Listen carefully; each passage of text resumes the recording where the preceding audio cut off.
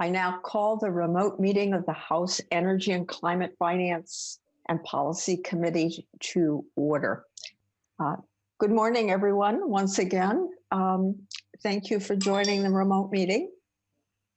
We are operating under House Rule 10.01 today. And to begin the meeting and establish a quorum, the clerk will take the roll. Chair Wagenius. Present. Representative Long. Present. Representative Swazinski. He's muted. Present. Representative Acom. Present. Representative Baker. Baker present. Representative Bierman. Present. Representative Bowe. Present. Representative Christensen. Present. Representative Garofalo. Yes. Representative Hornstein. Present. Representative Jordan. Present. Representative Mahoney.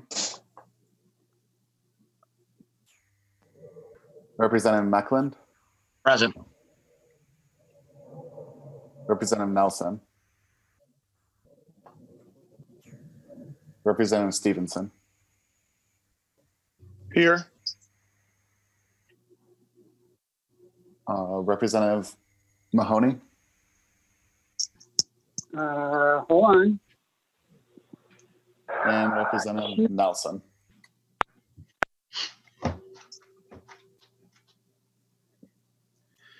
A quorum is present. Thank you. The first thing on the agenda is approval of the minutes of April 23. Representative Long, would you move the minutes? Be happy to, Madam Chair. I move the minutes from April 23rd. All right. I hope everybody is unmuted for this. All those in favor of the minutes from April 23, 2020, say aye. Aye. Aye. Aye. Those opposed? The minutes are adopted. We are fortunate this morning to have a presentation from Commerce on two things they're working on, the Warm Homes and Healthy Air programs. And then we're going to welcome Michelle Grancy. She's the director of the Minnesota State Energy Office. And we would like to hear her presentation. And folks, if you have questions, certainly use the raised hand function. Welcome. Thank you. I am going to attempt to share my screen. Just a second.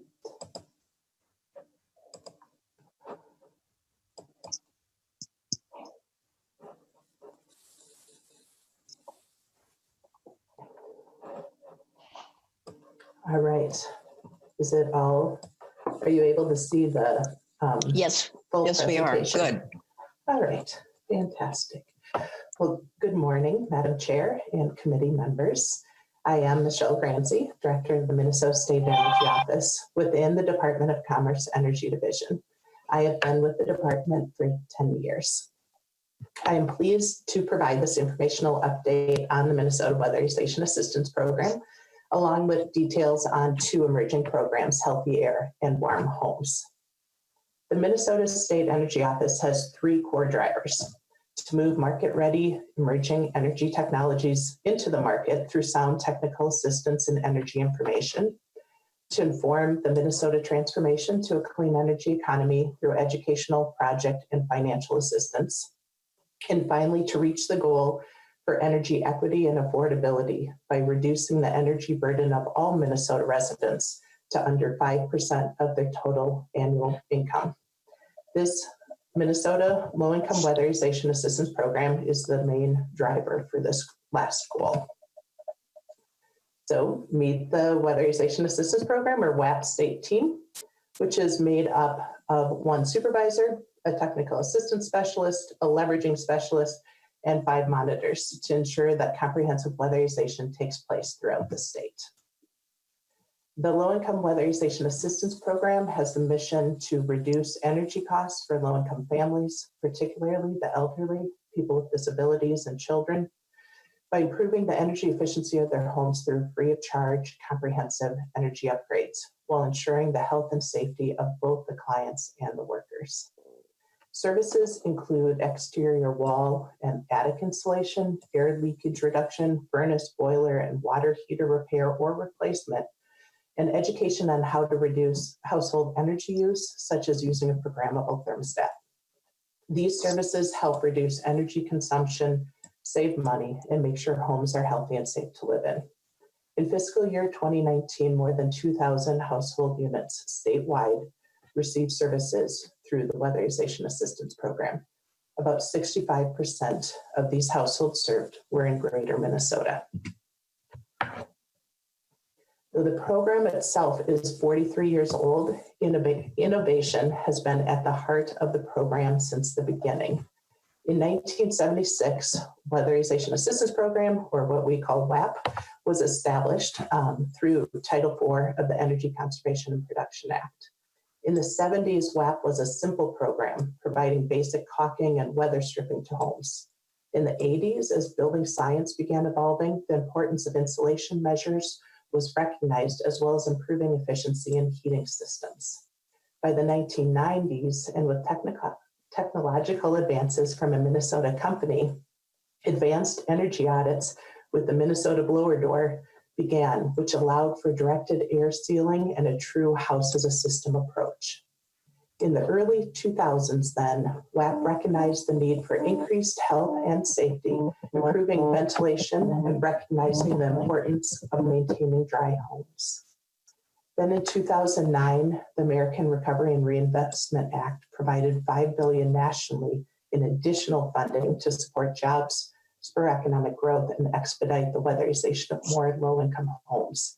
For Minnesota, that meant on top of the approximately 1,400 homes that were served that year, at that time, another 20,000 were able to be served over 3 years. By the end of ARA, then, the U.S. Department of Energy had established standardized work specifications nationwide for all work, as well as certifications for auditors and quality control inspectors. In 2017, Minnesota launched the Healthy Air Program. And finally, in 2020, we have now received approval to utilize solar as a measure within the Weatherization Assistance Program, thereby launching our WARM, or Weatherization Assistance Air Source Heat and Renewables for Minnesota Homes program. We are also working to expand the Healthy Air Program to address all deferral measures within eligible households that are served. So why weatherization? Because weatherization works. It is a one-time infusion into a house that provides a permanent energy reduction of 30 to 40%. The health and safety of individuals, like this disabled farmer from Western Minnesota, is improved, and thereby housing stability for the individuals served is also increased. Commerce administers WAP, which is largely funded by the U.S. Department of Energy. In 2017, however, the Minnesota legislature appropriated funds for a new grant program to remove asbestos-laden vermiculite insulation in the homes of low-income Minnesotans. This program is known as Healthy Air, and it eliminates a serious health hazard while making these homes eligible to receive federally funded weatherization services to reduce energy costs.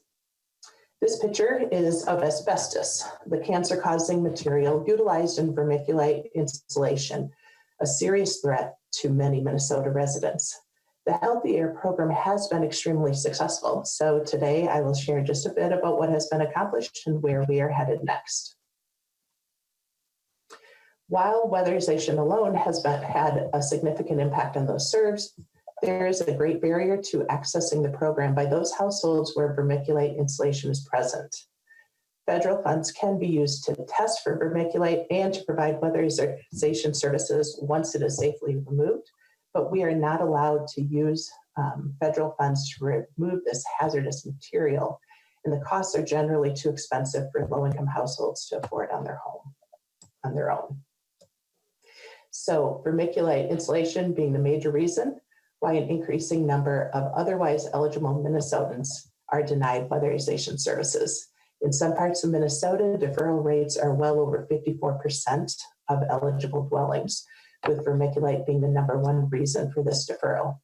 This is where Healthy Air, or the asbestos insulation remediation program, steps in. Healthy Air pays for removal of hazardous insulation in the homes of low-income Minnesotans, especially those most vulnerable due to age, illness, or disability. These homes are then able to receive weatherization services otherwise denied to them. Eligible households are identified via the existing network of 23 local service providers. Thanks to Minnesota and to the Minnesota legislature, this common deferral reason is starting to be addressed. With general funding of $150,000 each year, the initial Healthy Air program was launched 3 years ago. Each year, the funding is tied up very quickly to address the backlog of needed homes.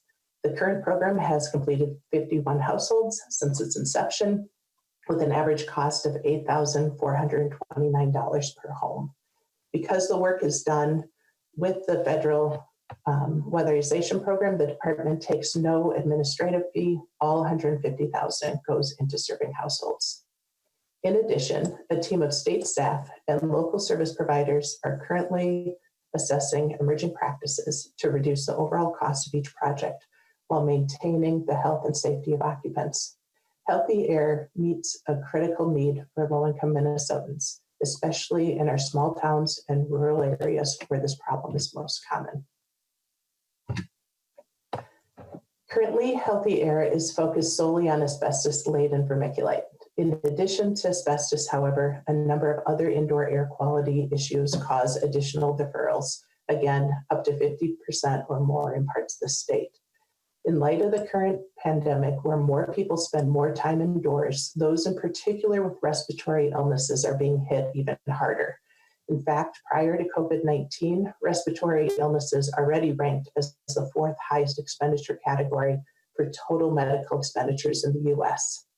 In the current pandemic, underlying health conditions, such as respiratory illnesses, have been seen to increase the mortality rate of all ages.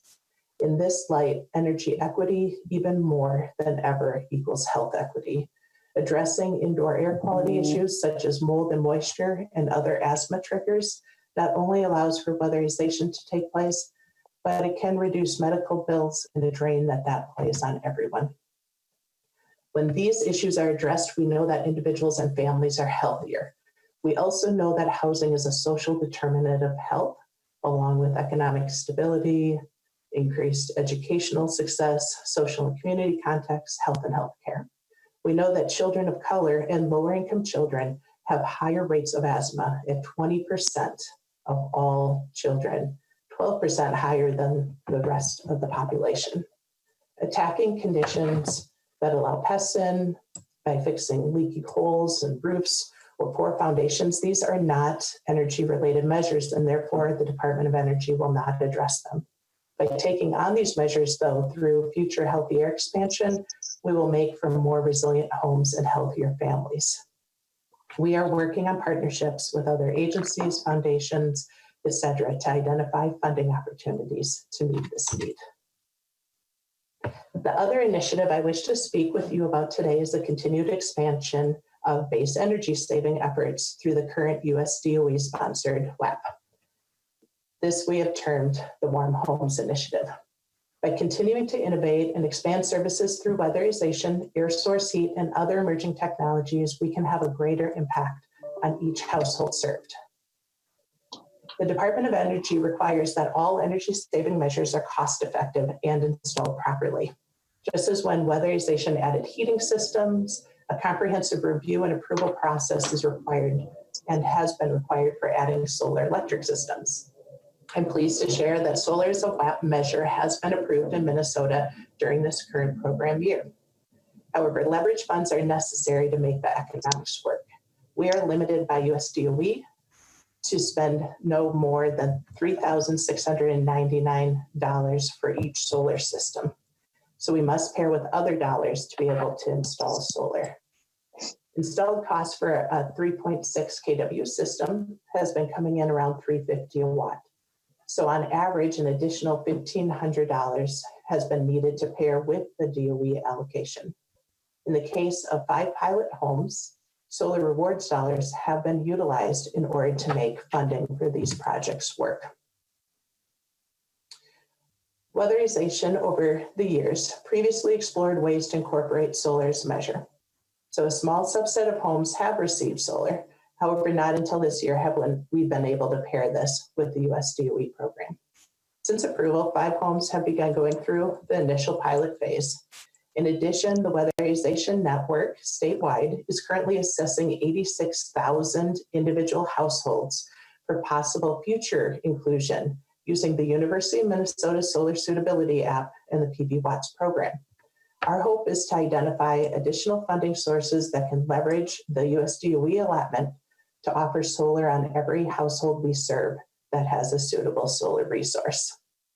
While Minnesota is one of the first states to add solar as a measure, we have done our research and built our program on data from Colorado's weatherization program. In Colorado, they found that by adding just 2.5 kW, a fairly small solar array to a home, weatherization clients on average tripled their energy reduction by having weatherization plus solar from $200 annually to $600 annually in energy savings. We also hope to expand our weatherization efforts through the Warm Home Initiative by incorporating air source heat pumps. Air source heat pumps are not yet used within the Weatherization Assistance Program. However, Minnesota WAP is exploring ways to expand the current program to meet the needs of specific high energy users, especially in Greater Minnesota. A conservation applied research and development study done by the Center for Energy and Environment found that customers with high fuel costs could reasonably save an estimated energy use in cold climates like Minnesota by 47%. With comprehensive weatherization paired with air source heat pumps or solar, that overall average energy savings could be well over 50%.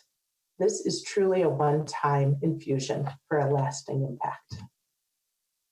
With that, I will wrap up my presentation by simply saying a huge thank you to the 23 service providers statewide, the hundreds of contractors that make weatherization work every day, and to the legislature and to you all for helping us launch the Healthy Air program.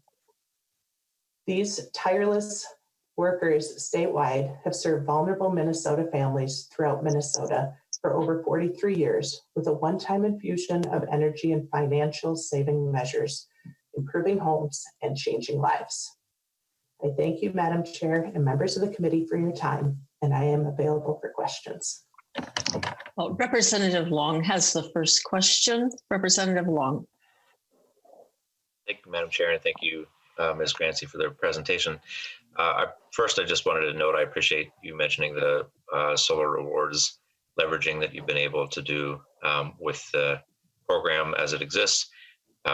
We're working hard to try to get an increased solar rewards allocation, and that's one area that has been in both the House and Senate RDA proposals. And so I think we're optimistic that that can happen and hopefully allow you to be able to leverage some of those solar rewards dollars and the weatherization work you're doing.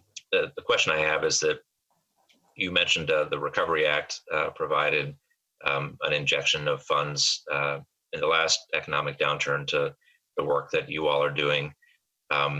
We're at a time where we know that the economy is going to need some stimulus likely, and wondering that if there was funding available to put into these programs, do you feel like, as with the Recovery Act, these projects would be considered shovel ready and something that could put people to work in quick order? Absolutely. And, with the current situation, it has been obviously much more difficult to get into homes. And so we have 2 initiatives addressing that. One, a work group statewide that is working on COVID appropriate, just like you have lead safe work practices. they are developing COVID-safe work practices for infectious disease and other things that may be coming. We also have the statewide solar assessment of the 86,000 homes, and that's all built on a weatherization network that's been around for 40 years, that has certified quality control inspectors, certified auditors, and a really strong network of both staff and contractors. So they ramped up before for ARA significantly, and I believe we're prepared to do that again. Representative Long. Thank you, Madam Chair. That's great news. And I think with ARA, that was a really significant portion of their investment. I think it was almost $1 in $8 went to weatherization and other renewable energy investments. So hoping that that's something we can consider as we're going forward and looking for ways to boost our economy and keep our solar industry working too, since we know that like many industries, they're seeing some downturn in demand right now. Thank you, Madam Chair. I have a question too. One of the helpful things for us would be to see the context. You've told us how much work you've done. I don't understand how much needs to be done. And if we have a way of saying, this is how we get the whole job done. Have you all mapped that out or graphed it out? Yes. So if we were to look at the entire state as far as the need, and I'll gladly share this with you, we have identified that under currently, and this is pre-COVID, there were an estimated 519,000 income eligible households in Minnesota.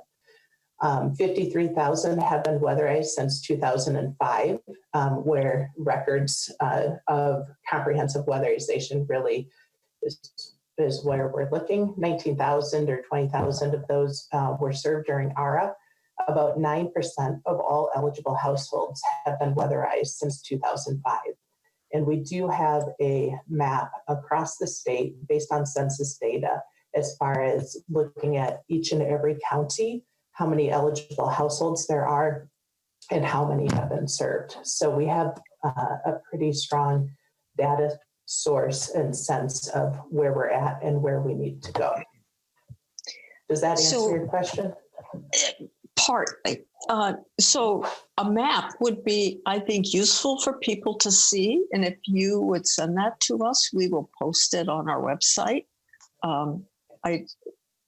I think, and we'll share it among members too. So folks can see what needs to be done. But it does seem to me that we need to set a goal, a timeline, like 2030, we'll have this many done, so that we know how much we have to invest and what our return will be. So that I think we always need to have that. Where do we need to be? And what's our timeline to get there? Okay. Is that something you have now, or is it something you're thinking about? Yes, Madam Chair, we have both the average cost per unit, which is around $7,500 per home. And so we can extrapolate that, recognizing that one home may just need some insulation measures, another needs extremely comprehensive. So some may be a $1,500 home expenditure, another may be $8,000 home. But using average numbers, we can extrapolate how many dollars it would take per X number of homes. And if we were to meet all, I mean, we know that currently under current funding, it will take over 200 years to get through all the homes. So obviously any amount of increase there will have a significant impact, and we can certainly break that out for you. Sometimes when we see numbers like it'll take 200 years, then we do a better job. So I'm thinking of when the Environment Committee looked at how long it would take to get through the various counties to do the atlases that showed how much groundwater there was and what was going to be available. When we saw those trajectories, we got on a much better path and not I don't want to say when we're going to finish, but I think it's now like 2023. I mean, we changed from this way out year to something that made sense. So I think it's important that you talk to us about that kind of thing. But I'm not going to ask you another question because Representative Swedzinski has one. Representative Swedzinski. Thank you, Madam Chair, and to the testifier. So it sounded like your average spend was about $7,500 per house. What was kind of the total? What's your total budget, all funds, federal, state, that's poured into this program? Yes, so this coming year, we have a doubling of the LIHEAP. There's two different federal funds that come in, and an increase in weatherization. So with that, we will be at, I believe it's around 23 million that will be coming into the state starting July 1 for the weatherization program year. We have continued to see an increase from the federal government through weatherization each year, but it's been incremental. And if you'd like a breakout, of the last 10 years, we can certainly, I can certainly provide that for you. Certainly, thank you. And then also, is there a prevailing wage at all with these programs, so the workers would get prevailing wage? I am going to have to double check to see if that is statewide or not. I do know throughout ARA, we did utilize prevailing wage with all measures. I'm not certain if that is the case for all work that's done in the home, so I will double check that from a statewide perspective and send it to you, if that's all right. Thank you. You can share it with the committee too. Thank you. Thanks, members. I don't see other hands up. Are there? Okay, I don't see other hands up. Thank you so much for presenting to us. Wish you well in your work. It's really important and we need to do more. So thank you. Thank you so much. The next thing on our agenda is House File 3230, Representative Bowe. Would you want to move your bill and tell us about it? Yes, thank you, Madam Chair and members. I would like to move 3230 forward for consideration for passage and placement in the General Register. This bill is really a clean, easy, nonpartisan, non-controversial bill that really seeks to update old, outdated statutory verbiage. For many years, the state of Minnesota has been requiring our largest utilities to promote the use of fluorescent bulbs and HID lamps for energy efficient lighting.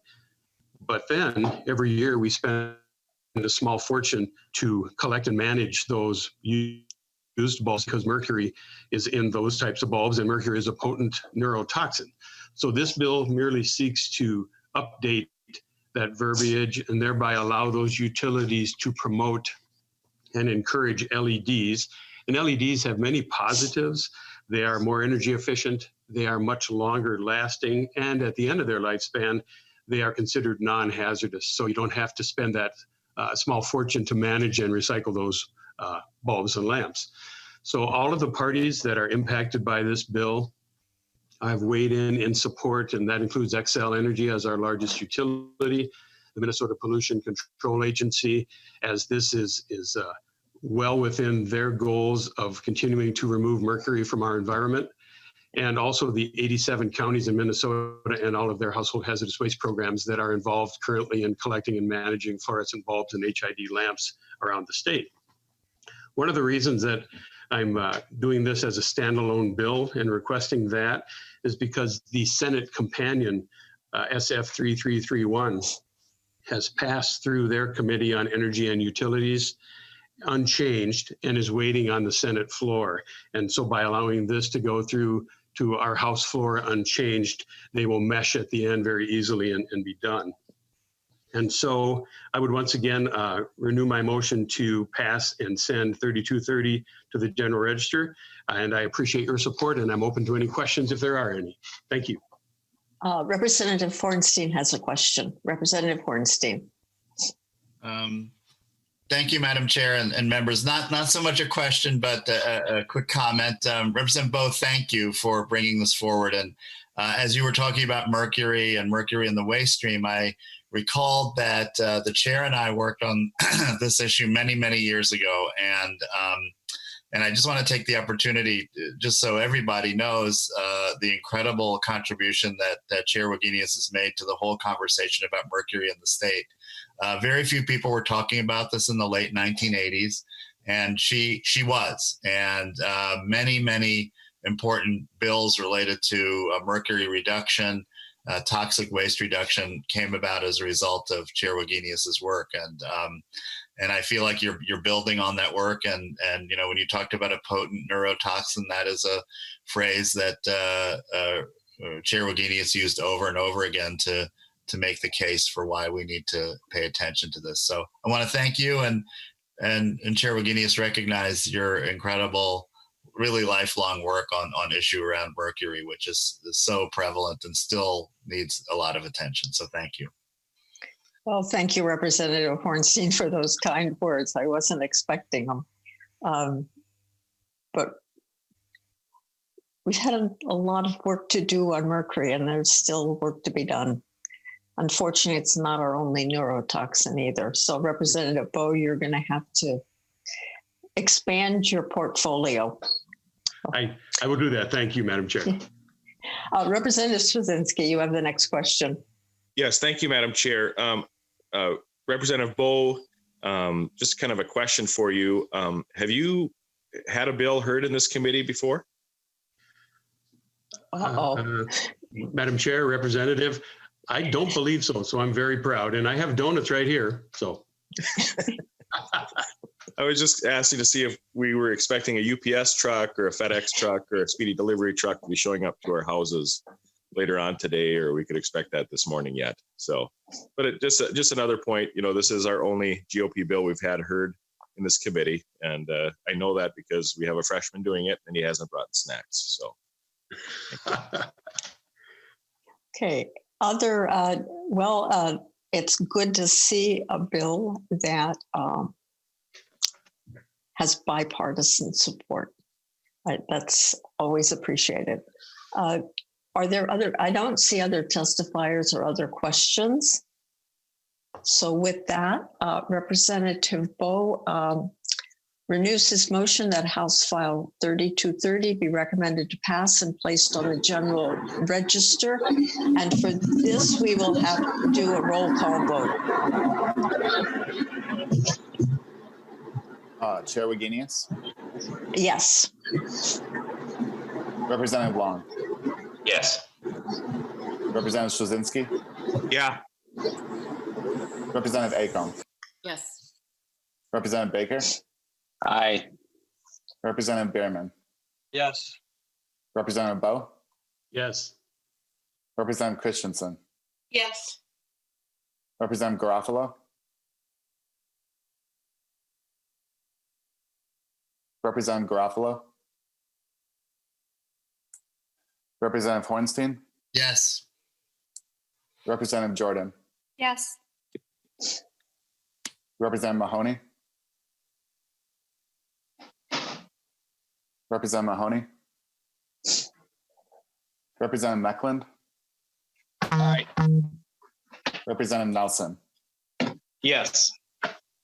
Representative Stevenson, Yes. Representative Garofalo. There are 12 ayes and 2 absent. The motion prevails. House File 3230 is passed and placed on the General Register. Thank you, Representative Bo. Thank you.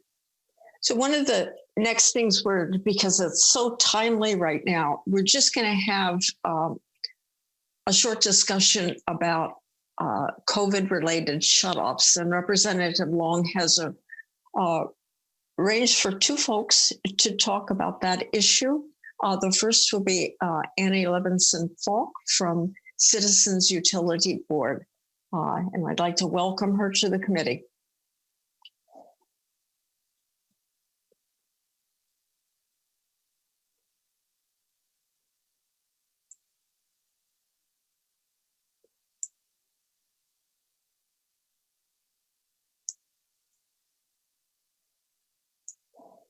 Annie, if you're watching online, then there's a 30-second delay, so you may want to turn off the monitor.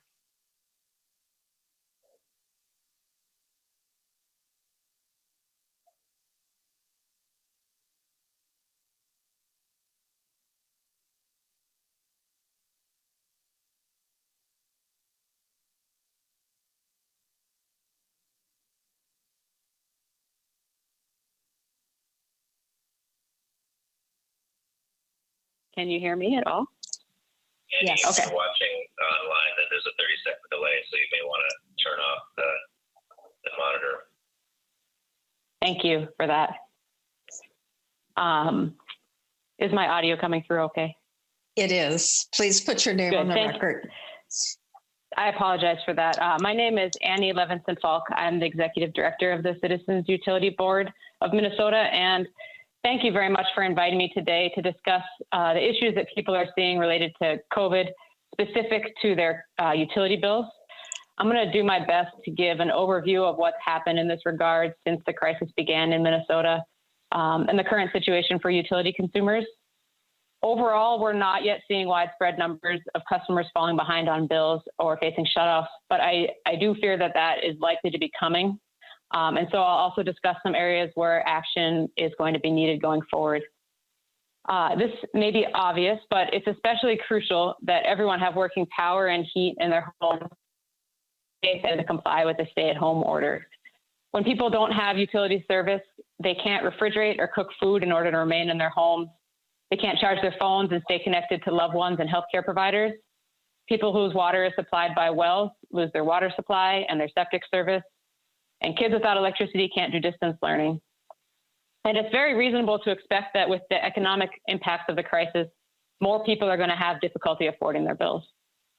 So for these reasons, more than 30 states have instituted temporary moratoriums on utility disconnections.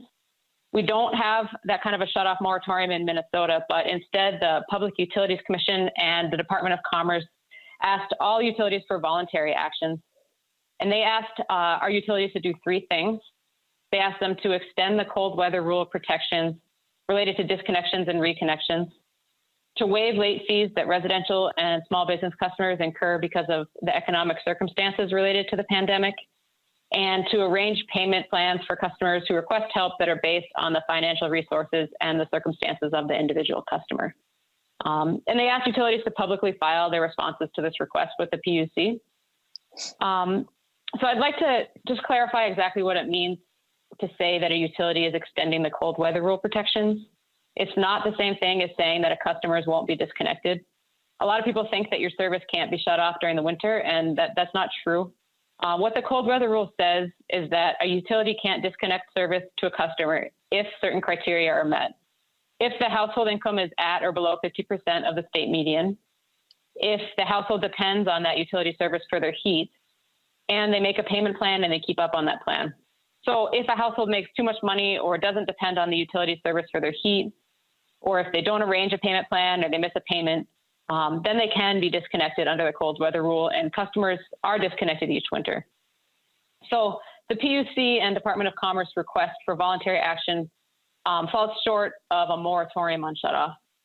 And while the request addresses a big part of the immediate need, it doesn't yet consider the longer term issues like when the emergency is lifted and the cold weather protections are no longer in place, are we going to see a spike in shutoff? So like I said, Minnesota utilities have been filing their responses to this request publicly. By my count, the responses of at least 26 of the cooperative and municipal utilities do fall short of agreeing to all of what was requested. And that doesn't mean that they're shutting people off, but it is hard to tell because unlike the investor-owned utilities, co-ops and munis don't report numbers on shutoffs or customers in arrears or other information that would allow us or policymakers to see if there's a growing trend in customers that are having trouble. That said, I do not think that we're having widespread problems with unpaid bills or disconnection at this time, which is good. And I think there's a few reasons for that. Even though there's not a universal policy, a lot of utilities are extending a lot of extra flexibility right now. And I do want to make sure to recognize what they're doing. Those efforts are definitely helping.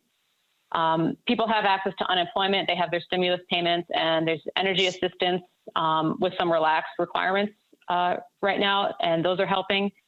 And largely, I think it's just too early because of the timing of utility bill cycles. It could take a couple of months for the impacts to appear. But I am quite afraid that a problem is coming down the road. Like I said, when the emergency is lifted, our utility is going to resume disconnections. Our customer is going to be required to pay off their past due bills immediately or within, just a few months.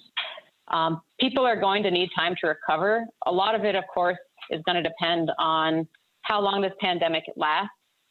If we continue to head into a serious recession, as is seeming pretty likely at this point, we're likely to see more people falling behind on their utility bills and facing shutoffs. I do believe that a moratorium on disconnections is appropriate and important, and the Citizens Utility Board joined with MnCap, Energy Sense, and Legal Aid in calling for a moratorium, as well as some additional measures to ensure that people's utilities stay on and that they have the time that they'll need to get back to current on their bills when the emergency is lifted. I understand the perspective that maybe a shutoff moratorium isn't needed right now because we're not seeing major problems. I would argue that we can reasonably expect problems coming and that a pandemic is a time when it's much better to be safe than sorry.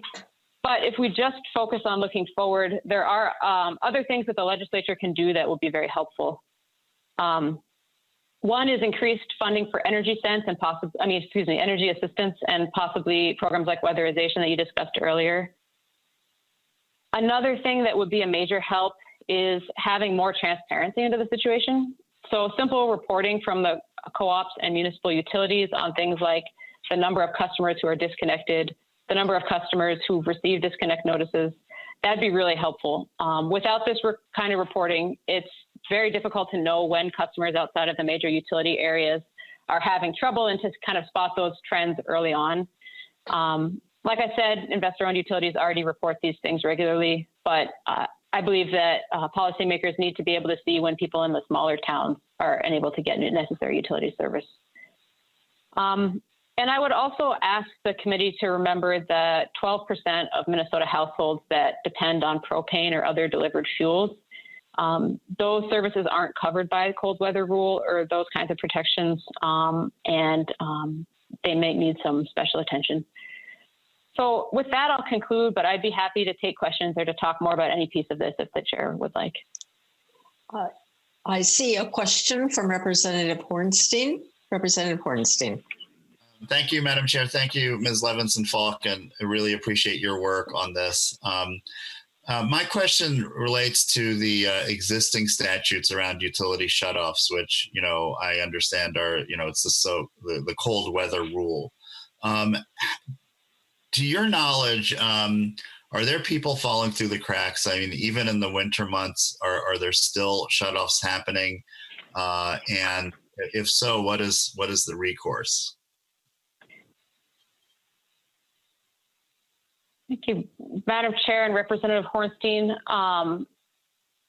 If you look, like I said, the investor-owned utilities file reports, I believe, weekly during the cold weather rule period so that you can see what's going on there. Each utility, treats it slightly differently. And obviously, just because someone is behind on their bill, there's no requirement to shut people off. So they are able to they don't have to do that. But you do see, if you look at the reports, that not all of the customers, first of all, that request cold weather rule protection are granted it. They're being denied for one reason or another. And not all of the customers who are in arrear, some people are getting disconnected. There are people that fall through the cracks. There are procedures if somebody wants to, formally contest being denied protection or the reason for their shutoff, they can contact the Public Utilities Commission and their procedures for that. But people do get shut off during the winter. Madam Chair, just a quick follow-up. Do we have a sense of, how many Minnesotans are literally freezing in the dark during the winter months. I mean, this is, I think first and foremost, if this is some sort of a loophole or that, there seems to be reasons why it's happening. I mean, no one should be denied this basic need in a Minnesota winter. Do we have a sense at all of what the numbers are? Madam Chair and Representative, we do have numbers for the investor-owned utilities, and I believe Dakota Electric, because it's chosen to be regulated by the PUC. The locally regulated, the co-ops and munis, we don't have numbers for those. So, I mean, and just to add a little bit of context, reasons that I see that people may be falling through the cracks include something like maybe they had a payment arrangement and they missed a payment, or, sometimes people don't make a payment arrangement and they fall through the cracks for that reason. There's a lot of kind of like individual circumstances at play. But there are people who are falling through the cracks. I could get you those numbers for the IOUs if you'd be interested to see them. Thank you. I would very much. And again, thanks for your work on this. Thank you. Representative Long has the next question. Thank you, Madam Chair. Thanks for helping us get a fuller picture of the risk that we know a number of Minnesotans are on right now with economic downturn and their possibility that folks may not be able to pay their energy bills in this difficult time. Can you just give a little bit of flavor for, with the transparency from the Public Utilities Commission and Commerce Department requests, are you seeing that almost everybody has committed to their request for not shutting people off, or were you, with some of the reviews of the filings, do you think that some utilities are falling short of that commitment? Madam Chair, Representative Long, most of the utilities are committing to all of what was requested. There are, like I said, I counted 26 utilities that had filed that are, for the most part, they leave a part of the request out, that they're just silent on that. So I'm not sure what to make of that. I can't say for sure that they aren't complying with that part of the request, but it does look strange when you see a lot of filings where they have literally copied and pasted the text from the request and a piece of it is missing. So that's where I say that some of them are falling short. That's usually what happens. And the most common area is where is in regards to people who are currently shut off or were shut off prior to the crisis, getting them reconnected to service. That's the most common area that I see utilities being silent on. There are a smattering of utilities too that have not yet filed their responses. They're still kind of trickling in, and I understand that for municipal and cooperative utilities, filing stuff with the PUC is not something that they're used to doing. So I understand why some of those are late, but there are a handful of utilities that we don't have their policies yet. Okay. Thank you. And one further question. I'm just, when we're looking to the hopeful end of the emergency and thinking about the folks who are going to be potentially have some utility payment debt that they're going to need to pay off. What are you seeing in terms of commitments from utilities about flexibility on payment plans, and what else do you think could be helpful there? Madam Chair and Representative, I think it's a little early to see what the utilities are planning on that. I'm not aware if there are a lot of plans for after the crisis or after the emergency is lifted. I think people are going to need some time to get back to current. So I've seen, a few of the utilities that filed said that they'll give people 3 months. That's going to be insufficient for a lot of people. If you think about, you're behind on your utility bill, you're probably also behind on maybe your mortgage, maybe your car payment, maybe your credit card, and all of those things are going to come due. If you're lucky, when the emergency is lifted, maybe if you're out of work, maybe you can get back to work, but you don't have that money in savings that's ready to go yet. So I think a minimum of having at least 12 months to pay those off, but really it's preferable for the utilities to continue to work individually with customers like they're used to doing, and make payment arrangements that work for the particular household situation. Thank you. Thank you. Representative Acom. Thank you, Madam Chair. And I had a question. You were talking a little bit about the delivered fuels and propane, and that 12% of Minnesotans rely upon that. And while we're not going into the heating season now, this whole economic position that we're in is probably going to last a while. And so curious, knowing how expensive it is to fill propane and the cost barriers to those people who may be economically challenged in the fall and going into the winter. Are there programs now in place to help with the cost of propane for people who need it? And just wondering if there's anything that's set in place now, or if those are things that we really do need to be looking at. Hey, Madam Chair and Representative Acom, propane is not my specialty. I believe that you can use energy assistance to help with your propane. And I think you have another speaker who can talk more about energy assistance than I can on the specifics to that. Propane isn't subject to utility regulation or the laws that apply to utilities. So things like cold weather rule and those kind of things don't apply. It's more up to the individual propane provider to how they're going to, manage the relationship with their customer.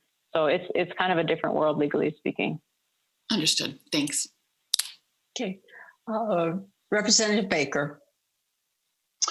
Thank you, Madam Chair. I just wanted to maybe appreciate Ms. Levinson-Falk's comments, but I also want to make sure we're not out looking for problems that don't exist and having some assumptions there that the co-ops and the munis are not being flexible because you don't have that information. I will tell you firsthand, I have visited with many of them in our area in rural Minnesota.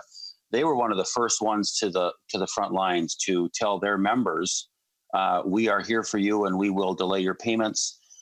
So I just want to make sure that anybody listening on the phone, we don't think as a group, as a whole anyway, that we are suggesting that the munis and the co-ops, because they're not responding quickly to the PUC, which is something they're not required to do, that they are not absolutely doing everything they can to work with their customers. So I don't think that's what you're intending to say, Ms. Levinson-Falk, but I want to make sure our munis and co-ops get the credit that they do, because they really, really have stepped up in their local communities with a lot of food shelf donations and stopping the bills and stopping the connections. And so I just wanted to make sure that was on the record as well. I hope that we're not just out searching for problems that may be there, but we don't know. And we need to make sure we get the facts, because our time right now has really got to be focused on hitting the hard facts of what we can do to, if we do have a problem, let's find it, but let's not just do a broad swath of this and assume that because we have a few that may be having an issue, we have to deal with it more with legislation. So just wanted to put that out there for the munis and co-ops. Thank you. Thank you. Madam. Yes, Mrs. Levinson-Falk. Thank you, Madam Chair and Representative Baker. And I certainly agree with that. I apologize if I suggested that the munis and co-ops were not, doing everything they can to work with their customers. I think when I said that a lot of the utilities, probably all of them, are extending flexibility, and that especially goes too for the small munis and co-ops. And I understand that doing things like waiving late fees or saying it's okay, we'll wait to get your payment on that bill can be difficult too. So I do definitely appreciate what the utilities are doing, and agree that we really want to see what are the actual facts and be able to act on those.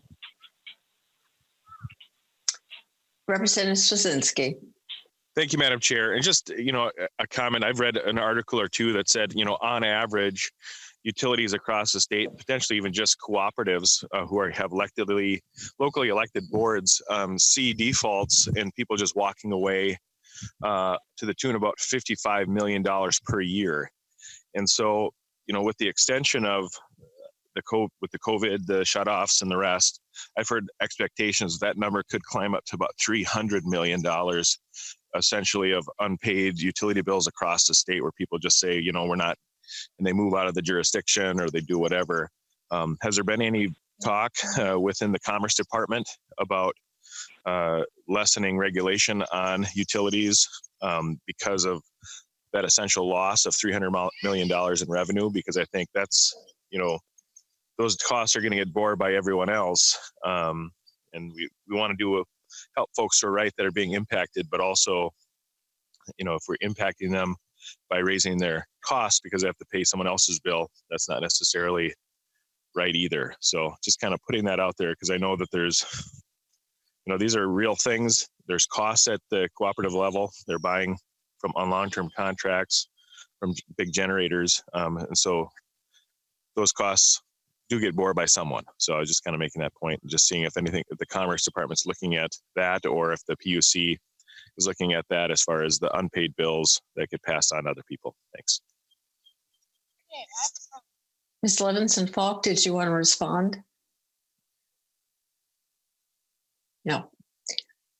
Any other testifiers or questions? Well, thank you for being with us. And the next on the agenda is Bill Grant for Minnesota Community Action Partnership.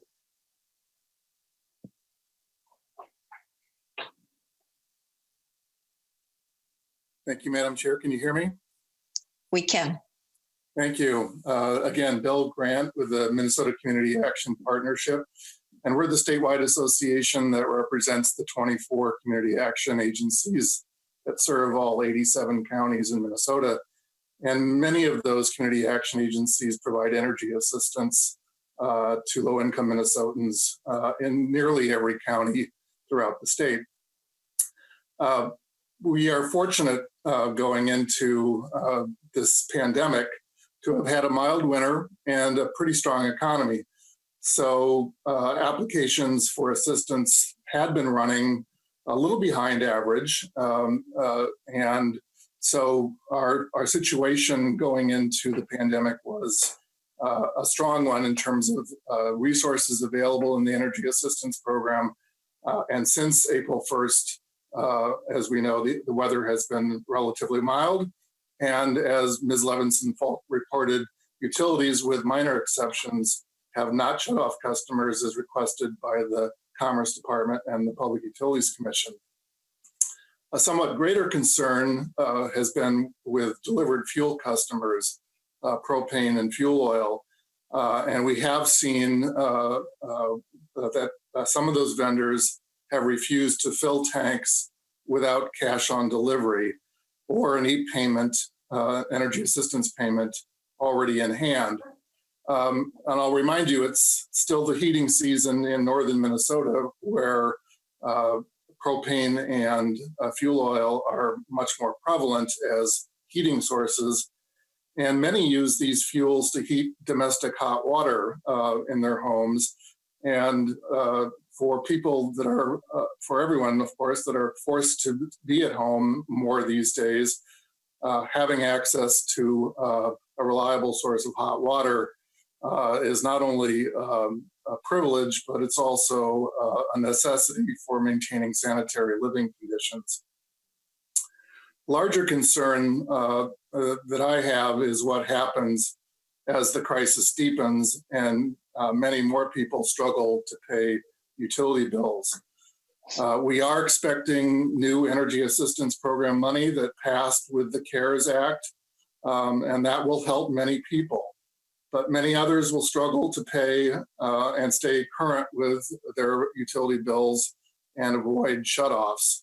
And I believe that the legislature and or the governor will need to keep the moratorium option open and under consideration as we move forward, and as the willingness of utilities and fuel vendors to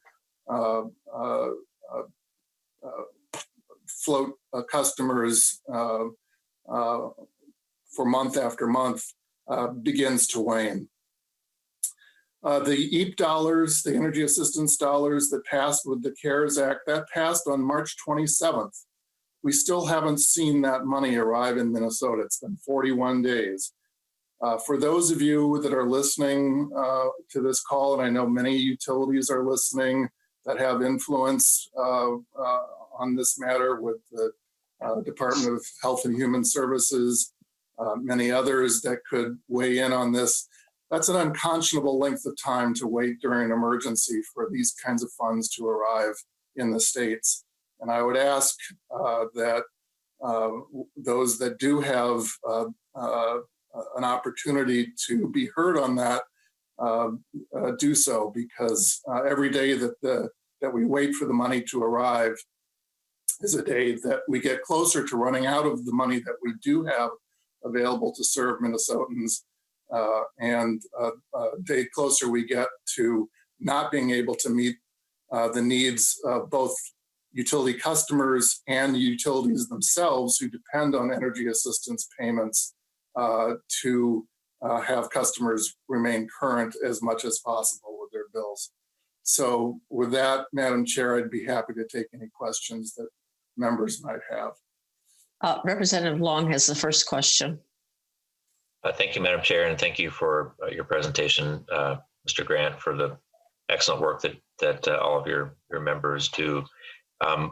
Just want to dig in a little bit on the delay in funding for the disbursement from the federal government. Do you have a sense for why that is, or what's holding it up at this point?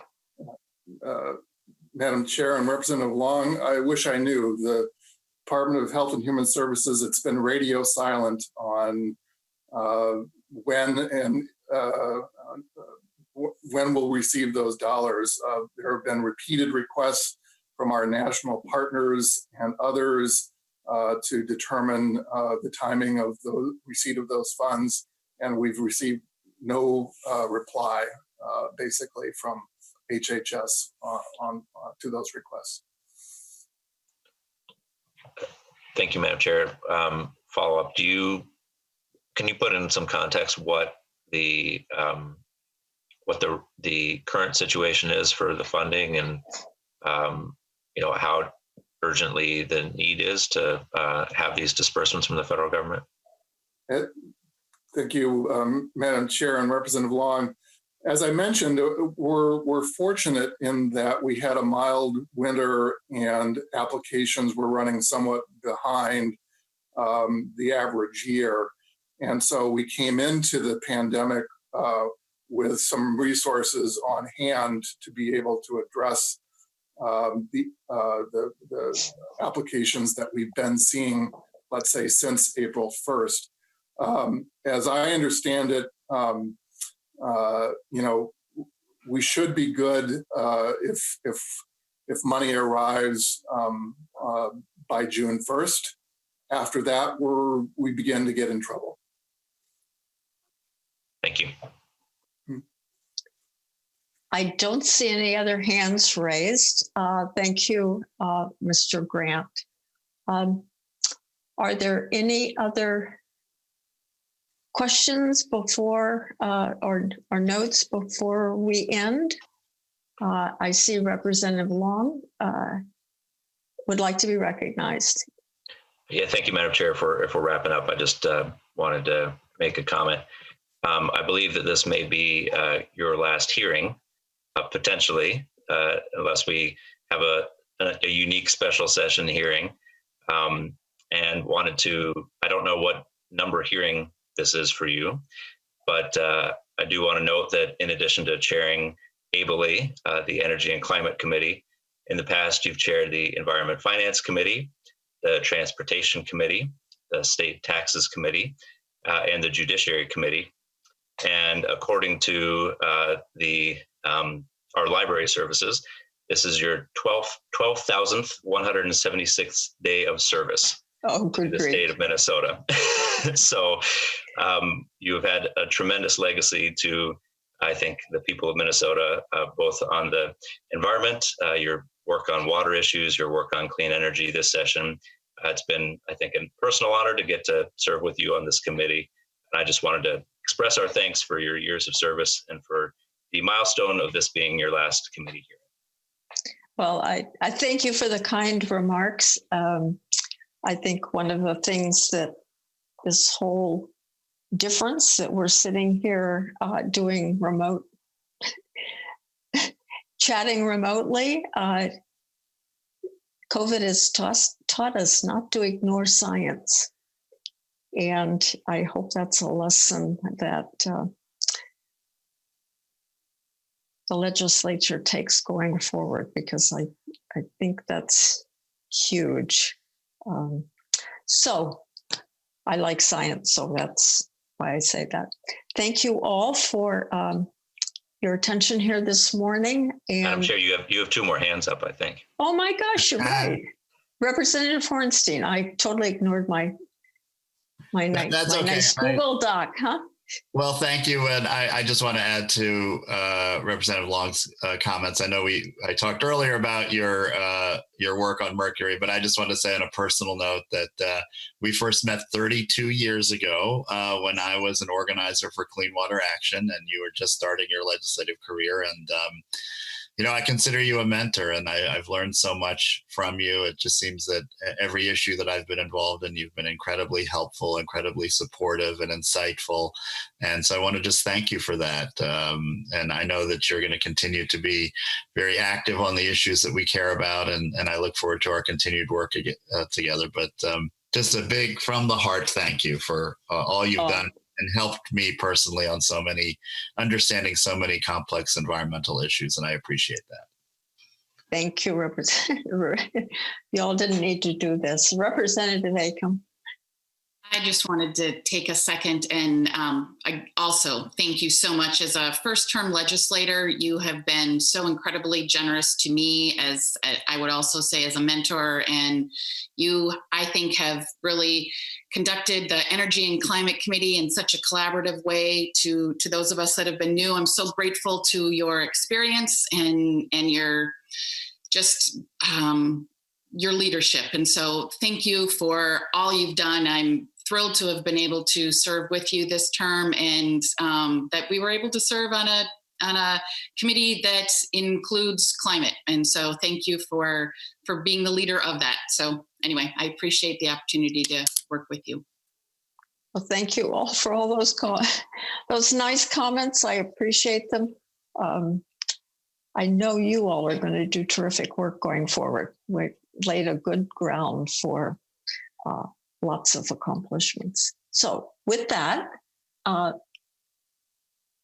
this remote meeting is adjourned. Thank you all.